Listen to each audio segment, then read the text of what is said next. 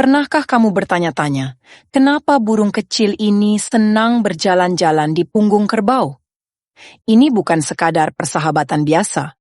Burung jalak ini adalah dokter hewan, membersihkan parasit dari tubuh kerbau.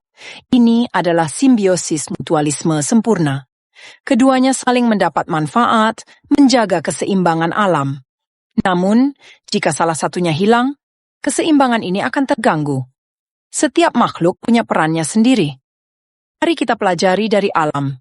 Jaga keseimbangannya dengan berinteraksi secara bijak dan penuh kasih sayang